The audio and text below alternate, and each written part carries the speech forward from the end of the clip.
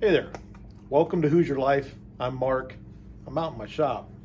As you can see from my bench, kind of a mess right now, and that's due to several projects I have going on and several things that I want to be working on, but I haven't been able to really get out here and devote the time to them, so I've just kind of thrown them all over the shop. One of the things that we like to do every year, early in the summer, is go to a flea market here in Northeast Indiana in the town of Shipshewana. And if you're in Northern Indiana, you know about what I'm talking. Shipshewana is right in the heart of our Amish country, and it's one of the largest flea markets in this area. So I was up there with my wife on Memorial Day, and I want to show you some of the things I picked up. Shipshewana's got a little bit of everything for everybody. A lot of older people, retired people shop there, and there's seems like hundreds of booths, and they'll have booths that will have hardware, craft projects, leather goods, sunglasses, wallets, all kinds of things, RV parts, antiques, just a number of different things. And I typically like to go to the antique booths and just kind of kick around and see what might be new every year. So I was walking down the aisle. Of course, it was just crazy. It's an outdoor flea market. It was just really busy. The weather wasn't really nice. It was misty and blowing, a lot of light rain. But even so, there was a lot of people there. And so as I was making my way down the aisle, I came by this one booth. Then I saw a 5-gallon bucket, and it said $1 each for every item in that bucket. So I had to dig through it. Let me show you what I picked out of this bucket.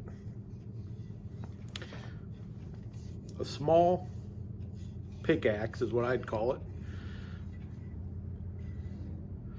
The handle's in really good condition. I don't see any trademark mark on it here at all. No factory name. That might be something right there. No, but really nice. I'll probably clean this handle up, clean up the head, and I'll use it maybe out in the garden, attacking those dandelions that get us every year. That was $1. Found this big chisel, and I just can't pass up a good $1 chisel. That's about 10 inches long. Pretty heavy duty, so I'm gonna hang on to that. Might need that for something. And then my wife kind of thinks I have a thing for hammers, and I kind of do. Picked up 2 ball peen hammers. I think these are 1.5 pounds. I don't think they're quite 2 pounds. This handle needs a little bit of work. And of course the head can be dressed up. And I'll spend some time getting these cleaned up. Those 4 items, $4. Pretty happy with that.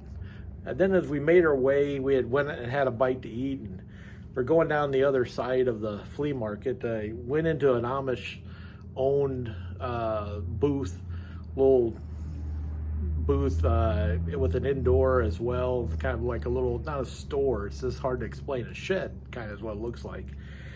And I was digging around in a box, and I've bought from these folks before, and I found this. Now this is, as I was talking with the gentleman, the Amish gentleman there, I said, well, what is this used for? He said, well, it's something to capture chain. You put your chain in, and you twist the link, and it holds your chain tight. It's like a lock for a chain. Now what I saw with this, with my creative eyes, I saw a cross, right? Pretty hard to miss that. And I started thinking about this, the way this was. I was like, if I could make a heavy duty rustic door knocker, maybe forge some straps here, fix it to a big plate, or maybe just do that and allow that to be a real heavy duty door knocker. If you can think of anything that you might use this for, let me know. It's pretty stout. pretty heavy duty.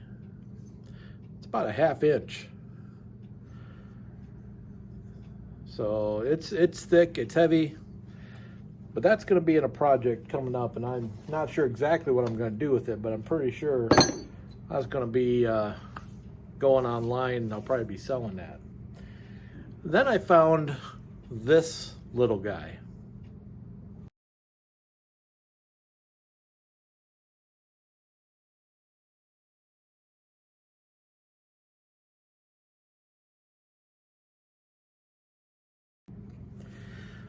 So as best I can figure, that little ball peen hammer is probably something that was made probably in the 50s, 60s, maybe even into the 70s, and it was probably made in a high school shop class, metal shop. Schools don't have metal shop, and a lot of them don't even have wood shop anymore. Our local school does have trades, and they have welding and all that. But that was made probably in a high school shop class. I find no marks on it, and it has been beat up a little bit, which kind of leads me to think that a high schooler was like, I just made this hammer, I'm going to go pound some stuff with it. What I did is I took a wire brush to it, and now it looks like this. I still have some cleaning up to do, especially here in the knurl. You can see where the head's mushroomed out a little bit. I'll probably file that down a little bit. And I may take a belt sander to this shaft here and get that cleaned up. It had a little bit of a bend to it, and I've straightened it up as best I can without a hydraulic press. And I really don't want to heat it up. But this is a neat little hammer, and I don't think I'm going to let that go. It's like a machinist hammer. It's maybe even like a jewelry maker's hammer. But I've got several, probably 3 little ball peens. This would be the smallest one. And for those really lightweight jobs, this might just do the trick in my forge. So that's what I'm going to use this for. Now, this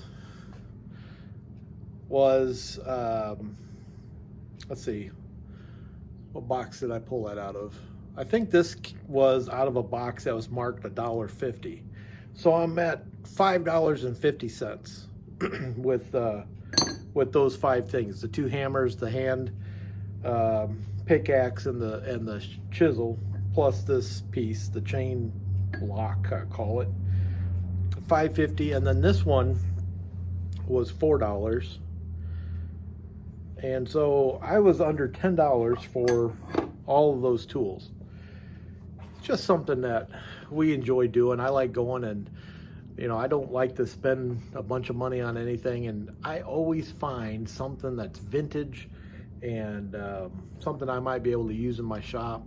And I just wanted to share that with you. I went into work today, and my coworker, who I share an office with, gave me a couple of things from her grandfather, and I'll show you these and then we'll be done. Just a couple older chisels, nothing fancy, but a couple things that could be cleaned up and used. An 8-inch pair of Worth tin snips. Now these are very straight, and I can see where he's filed these and kept these sharpened as they need to be, and they just need cleaned up a little bit. And he's no longer with us, so his tools are going to live on in this shop a little bit. Then a 10-inch pair of Ben-Hur tin snips. That's what I call these, pincers, tin snips. Interestingly enough, Ben-Hur, I don't know if you can really see the maker's mark there, probably not. We'll put a little bit of acetone on that while I'm telling you the story. I looked it up today because I had never heard of Ben-Hur tools. I've heard of the movie, and that's the only thing I could associate it with. But Ben-Hur was the tools. They evidently made screwdrivers, and I think they might have made hammers and things like that.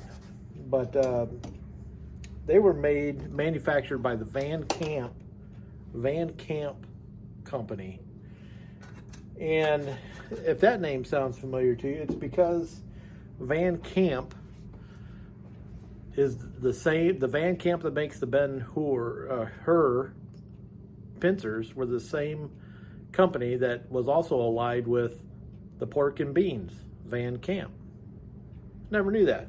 So back in the late 30s, these were manufactured. I don't know if you still can't see that. Let me see if I've got some chalk or something here. But they manufactured. That's not going to work either. I guess you're just going to have to trust me. But they manufactured these Ben-Hur. I don't know why I'm struggling with that today. Ben-Hur tools. And I've got these 10-inch pair snips now that I'm going to clean up. They do need a little Sharpie. There's no dings on these. They're going to work fine in my forge. And I was very appreciative and honored to have 4 tools from her late grandfather. So that's kind of what I've been up to. Again, like I explained in my last video, I got a lot of work things going on. And so I've been kind of limited on the time I can spend in the shop. Just wanted to share what I've been up to. I was able to enjoy the weekend. This coming weekend, my last child, my 5th of 5 children, graduates high school, and I'm going to have all my children under our roof once again. So all my older kids are coming back home, and it's going to be great. And I'm also on call this weekend, but that's not going to bother me. It's not going to slow me down from just enjoying my family. And maybe I'll post a picture or two on my Instagram, which maybe I'll link to that below in the description if I remember. And you guys can check that out then when I post it. So that's kind of what living this Hoosier life is all about. Family is important, and so are tools. So we'll see you on the next video. Until then, take care. Cheers. Now, which one of these will fit the job the best?